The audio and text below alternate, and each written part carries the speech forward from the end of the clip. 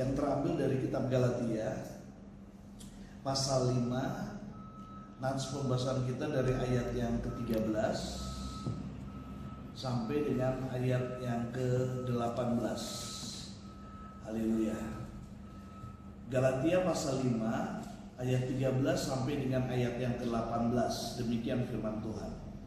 Saudara-saudara, memang kamu telah dipanggil untuk merdeka, tetapi janganlah kamu mempergunakan kemerdekaan itu sebagai kesempatan untuk kehidupan dalam dosa, melainkan layanilah seorang akan yang lain oleh kasih. Sebab seluruh hukum Taurat tercakup dalam satu firman ini, yaitu kasihilah sesamamu manusia seperti dirimu sendiri. Tetapi jikalau kamu saling menggigit dan saling menelan, awaslah supaya jangan kamu saling membinasakan. Maksudku ialah, hiduplah oleh roh, maka kamu tidak akan menuruti keinginan daging. Sebab keinginan daging berlawanan dengan keinginan roh, dan keinginan roh berlawanan dengan keinginan daging. Karena keduanya bertentangan, sehingga kamu setiap kali tidak melakukan apa yang kamu hendaki. Akan tetapi, jikalau kamu memberi dirimu dipimpin oleh roh, maka kamu tidak akan hidup di bawah hukum Taurat. Tanggal 6 Januari 1941, Presiden Amerika yang ke-32 Franklin Roosevelt di dalam atau di hadapan Senat Amerika, dia menyampaikan pidatonya. Dalam pidatonya itu dia menekankan ada 4 kemerdekaan mendasar yang harus dimiliki oleh rakyat Amerika, dan pemimpin haruslah bisa mewujud nyatakannya. Apakah 4 kemerdekaan mendasar menurut Franklin Roosevelt? Yang pertama, yaitu kemerdekaan untuk berbicara. Yang kedua, kemerdekaan untuk beribadah. Dan yang ketiga, kemerdekaan dari kekurangan. Dan yang keempat, kemerdekaan dari ketakutan. 10 tahun kemudian tampaknya 4 kemerdekaan mendasar itu sudah dimiliki oleh orang Amerika. Amerika itu bebas berbicara. Apalagi kemerdekaan untuk beribadah. Bebas di sana ibadah. Yang penting tidak mengganggu masyarakat. Beda kayak di Indonesia. Kita untuk surat izin gerejanya susahnya bukan main. Saya kemarin itu ada kawan saya Departemen Agama di Sidoarjo. Dia bilang, Pak Pendeta, Pak Rudi ada ini nggak? Ada rekening gerejanya nggak? Waduh, gereja Pentakosta jarang ya Pak kayak gitu. Biasanya dimasukin tuh kolektor ke kotak, lalu kemudian dipegang sama keluarga pastori, gitu, keluarga pendeta bikin sendiri. Jadi nggak pernah kita punya rekening gereja, gitu kan? Terus udah tuh dia bilang gini, Pak, ini saya mau alirkan dana, ada dana dari pemerintah 15 juta, kan lumayan Pak untuk apa gitu kan? Tapi pakai nama rekening gereja. Anda tahu? Saya akhirnya mengurus rekening gereja di BCA, susahnya bukan main, di BRI susahnya sampai sekarang nggak ada. Jadi saya bilang, gila ya, surat izin gereja susah, surat rekening gereja juga susahnya bukan main gitu. Nah di Indonesia tampaknya kemerdekaan untuk beribadah itu belum terwujud. Beda kayak di Amerika. Apalagi kemerdekaan dari kekurangan, nggak ada tuh namanya di Amerika. Anak kekurangan gizi gitu, anak busuk lapar, nggak ada Bapak Ibu. Beda kayak di Indonesia kan, masih banyak orang kekurangan, masih banyak orang kesulitan. Ya kan, yang lucunya lagi, pemerintah kita malah mengeluarkan baksos gitu kan, sehingga orang dimotivasi untuk gini, bukan untuk bekerja gitu. Kita tuh belum bebas dari rasa ketakutan. Di Amerika itu orang-orang itu dididik untuk supaya tidak takut. Makanya ada istilah apa? The fear factor, gitu kan. Waktu Anda bisa mengatasi ketakutan Anda, sebenarnya pada dasarnya kamu itu tidak perlu takut. Sebab apa? Satu, kamu disertai oleh Tuhan. Dan yang kedua, Tuhan sudah kasih kuasa kepada kamu untuk mengatasi segala persoalan. Karena pada dasarnya manusia bukan ditakdirkan untuk ditaklukkan. Manusia diciptakan Tuhan untuk menaklukkan. Dasarnya kamu memiliki 4 kemerdekaan mendasar tadi. Kemerdekaan berbicara, kemerdekaan beribadah, kemerdekaan dari kekurangan, kemerdekaan dari ketakutan. Tapi jangan sampai kamu tidak memiliki kemerdekaan, kalau istilahnya Alkitab Indonesia ini kemerdekaan Kristen atau kemerdekaan sejati. Apa gunanya kita punya uang tapi kita masih dibelenggu dosa? Apa gunanya kita punya kekayaan tapi kita tidur tidak nyaman? Nah, ayat ini mau bilang, siapakah saya dan saudara? Di ayat yang ke-13 dikatakan, saudara-saudara, memang kamu telah dipanggil untuk merdeka. Jadi yang ditekankan di sini, setiap orang Kristen ketika dia percaya kepada Yesus, maka statusnya adalah orang merdeka. Dia dimerdekakan dari apa? Dari dosa. Dosa itu membelenggu, dosa itu mengikat. Makanya bahasa dalam Alkitab itu, orang berdosa itu dikatakan seperti orang yang sudah mati. Dia nggak bisa berbuat apa-apa. Sering digambarkan dengan gambaran-gambaran yang mudah kita ingat. Seperti kayak apa orang berdosa, seperti kayak orang jatuh ke dalam lumpur hidup. Lumpur hidup itu kalau ada jatuh ke dalam lumpur hidup itu akan bergerak, berusaha untuk keluar, itu malah bukan menyelesaikan masalah, malah mungkin menenggelamkan kita. Apalagi digambarkan seperti orang yang ada di pegadaian. Jadi dosa itu membuat kita digadaikan. Mungkinkah orang di pegadaian atau barang di pegadaian bisa keluar sendiri? Nggak mungkin. Bagaimana caranya? Sesuatu yang dalam pegadaian itu bisa keluar. Orang datang atau yang punya datang menebus dengan sejumlah harga.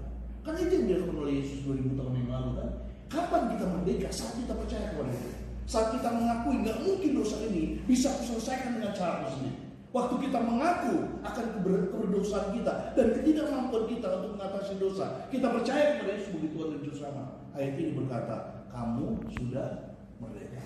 Jadi kita dimerdekakan itu saat kita percaya. Kalau dalam istilah merdeka secara ilmiah itu dikatakan secara de jure kamu sudah merdeka. Kapan? Ketika kamu percaya dan memberi dirimu dibaptis. Secara de jure.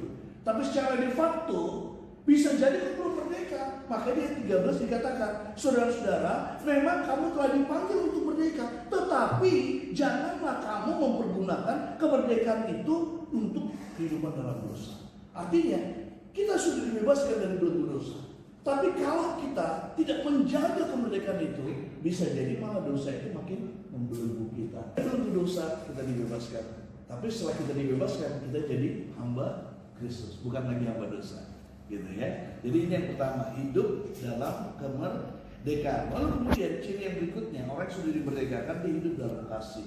Ayat yang ke-13 bagian B katakan, untuk kesempatan dalam dosa melainkan layanilah seorang akan yang lain oleh kasih. Sebab seluruh hukum Taurat tercakup dalam satu firman ini, yaitu kasihlah sesama manusia seperti dirimu sendiri. Tetapi jika kamu saling menggigit dan saling menelan, awaslah supaya jangan kamu saling membinasakan. Dikatakan di sini orang yang hidup dalam kasih itu ditandai dengan sifat melayani. Memang betul Bapak Ibu ya, orang egois itu nggak mau melayani, yang udah mau dilayani. Tapi orang yang punya kasih ditandai dengan sifat atau karakter melayani.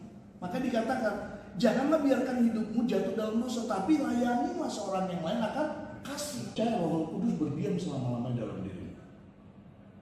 Ya, Yohanes 14 ayat 17. Bahkan Tuhan Yesus minta sebelum dia naik ke surga, dia minta Roh Kudus turun.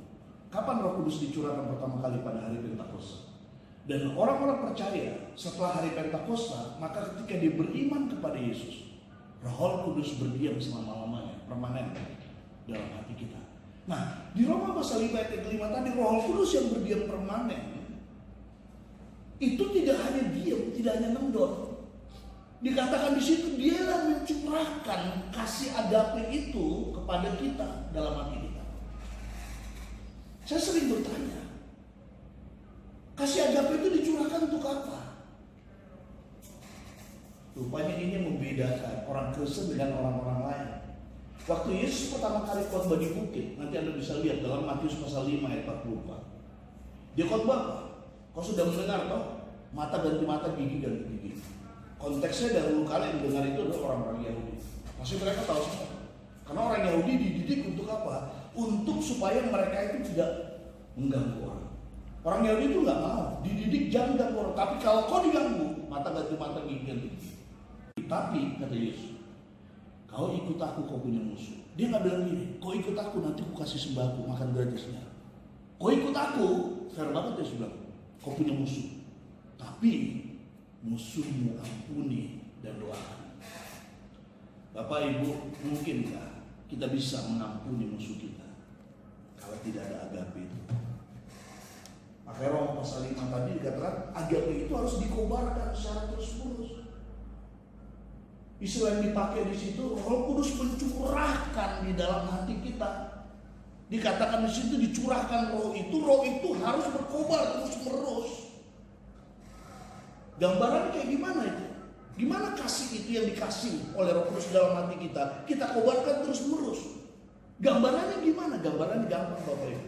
Kalau Anda beli sate, jangan Anda pikir kalau tukang sate itu walaupun tidak ada pembelinya, itu arangnya mati. Enggak.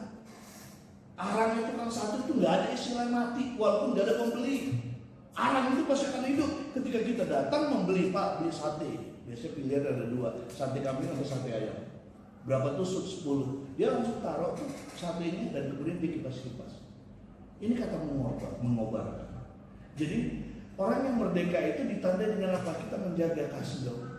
Nah, ngomong-ngomong, kekristenan itu bukan mengajarkan kita bahwa kasih itu adalah perasaan. Love not feeling but decision, keputusan. Bagaimana saya bisa mengasihi Yesus walaupun kondisi tidak baik? Lagu tadi saya suka di pengantarnya. Tuhan tidak janjikan cuaca selalu terang. Bahkan mungkin ada hujan, tapi jangan lupa, habis hujan terbitlah terang. Habis hujan terbitlah terang. Nah, waktu kita dalam keadaan hujan ini, disitulah kita dituntut untuk tetap kasih itu kepada Tuhan, tidak akan pernah berubah. Waktu kita terus-menerus memandang Tuhan dengan kasihnya yang sudah diberikan kepada kita, ini yang memungkinkan kita untuk tetap mengasihi Dia. Anda bisa memberi tanpa dengan kasih, Bapak Ibu, tapi kalau kau punya kasih, kau pasti akan memberi. Kau bisa melayani tanpa dengan kasih, tapi kalau kau punya kasih, kau pasti akan melayani. Kau bisa berkorban tanpa dengan kasih, tapi kalau kau punya kasih, kau pasti mau berkorban. Itulah yang membedakan Kristen dengan agama lain. Jadi orang-orang Israel itu hukumnya apa? Hukum Taurat. Tapi Yesus datang, dia menggenapi hukum Taurat. Orang-orang bilang, kenapa harus Yesus menggenapi hukum Taurat? Kenapa dikasih kepada manusia? Jangan sampai salah. Hukum Taurat itu dikasih supaya manusia sadar dia orang berdosa. Karena nggak ada seorang pun yang bisa melaksanakan Taurat itu. Makanya Tuhan menggenapi. Kalau nggak digenapi, Taurat masih berlaku. Jadi jangan Anda pikir hukum Taurat itu dikasih untuk supaya kita bisa melakukannya. Tidak. Hukum Taurat itu dikasih Tuhan supaya kita sadar kita orang berdosa. Karena orang yang hidup dalam Taurat malah berdosa. Kapan Taurat itu berakhir? Alkitab tegas katakan ketika Yesus datang, dia genapi Taurat itu, berakhir hukum Taurat. Maka hukum yang berlaku apa? Hukum kasih. Tadi katakan di situ kan, seluruh hukum Taurat tercakup dalam satu firman ini, yaitu kasihlah sama manusia seperti dirimu sendiri. Gimana caranya ya? Ini musuh saya ini saya benci, tapi Tuhan suruh saya untuk mengasihi. Mungkinkah itu terjadi? Kalau kau bilang tidak mungkin, berarti kau menyalahkan Tuhan. Karena kita disuruh mengampuni musuh. Kalau kita bilang nggak bisa, mana mungkin, berarti kita menyalahkan Tuhan. Setahu saya Tuhan nggak pernah salah. Diberi perintah, ampuni musuhmu dan doakan. Mampu kan? Mampu. Dia kasih elemen kepada kita. Dia kasih kemampuan kepada kita. Apa? Kasih banyak. Nah, bagaimana kasih ini kita daya gunakan? Bagaimana kasih ini tidak kita diamkan, tapi kita kobarkan sehingga akhirnya musuh pun akhirnya bisa kita ampuni. Saya tertarik dengan postingan video singkat kawan saya. Jadi ada polisi cewek di Amerika, tepatnya di Philadelphia. Dia polisi pulang. Dia pulang ke rumah apartemen. Lantainya itu 417. Kamarnya dia di lantai 4 nomor 17. Tapi kok dilala hari itu dia nekan liftnya 317. Waktu pas dibuka itu 317 nggak tertutup, dia heran, loh kok pintu saya nggak tertutup? Dia keluar, dia langsung ambil pistolnya. This is true story. Ya, jadi kamarnya dia 417 seperti mungkin apartemen begitu, tapi dia salah tekan, dia tekan 317. Waktu pas dia turun dari lift, dia lihat, loh pintu kebuka. Langsung lah dia ambil itu pesongnya dan kemudian dia laki-laki sambil makan popcorn atau TV dan nggak pakai tanya dia bilang, berdiri. Kaget itu orang, waktu dia kaget sih, polisi ini juga kaget, dia saya nggak mati. Dan berapa lama dia sadar bahwa dia salah masuk kamar. Dan yang ditembak itu laki-laki nego. Dan waktu itu era-era di mana kulit hitam sama kulit putih lagi sensi-sensi. Sama seperti kayak waktu dulu, sekarang udah nggak Kalimantan, dulu sensi banget sama Madura. Dengar nama Madura rasanya pengen bunuh. Nah, di dalam kondisi kayak gitu, ini bukan orang Kristen. Si negro ini juga orang Kristen, sama-sama Kristen. Lalu kemudian si polwannya, ya tidak bisa dipersalahkan, dia nggak tahu. Tapi ya kami dihukum lah dia 15 tahun. Waktu pas belum dihukum, yang mati itu punya adik. Jadi yang ditembak ini abangnya. Dia marah, dia benci. Dia sangat sayang sama abangnya. Dan dia mau balas. Tapi kemudian waktu malam itu, besok sidang malam itu dia berdoa. Tuhan, Kau yang mengatakan untuk ampuni musuh. Sekarang tolong saya Tuhan, kasih hatimu. Besoknya dia datang ke persidangan, dia tertunduk terus. Kenapa dia tertunduk? Kalau dia lihat dia benci. Tapi dia tertunduk, dia berdoa terus, Tuhan kasih saya hatimu, saya mau mengampuni dia. Dan gak berapa lama sebelum diputuskan 15 tahun, kemudian dia bilang, Pak Hakim, bolehkah saya memeluk dia sebelum dia dimasukkan ke dalam penjara? Kalau bisa saya minta supaya dia tidak dimasukkan ke penjara. Hakimnya heran. Lalu kemudian dilihat dia serius, dia bilang silakan. Dia datang memeluk si wanita itu yang main abangnya itu, nangis. Ampuni saya. Terus kemudian dia bilang apa? Saya sudah mengampuni, karena Yesus pun sudah mengampuni kau dan aku. Orang Kristen bisa mengampuni itu bukan karena kemauannya, tapi karena ada kasih dalam hati. Ya, jadi Tuhan yang kuduskan kita dengan memerdekakan kita. Yang kedua, Tuhan tuntut kita untuk hidup dalam kasih. Nah, ini yang ketiga, ayat 16 sampai dengan 18. Ciri orang sudah merdeka, yaitu dia hidup oleh Roh. Anda cermati dalam ayat yang ke-16, hiduplah oleh Roh. R di situ besar. Ini bukan roh artinya. Ini bukan menunjukkan kepada spiritisme, tapi kepada spiritualitas. Di mana bedanya spiritisme dengan spiritualitas? Spiritisme itu adalah dipimpin oleh roh, bisa jadi roh jahat, bisa jadi diri sendiri. Makanya disebut spiritisme.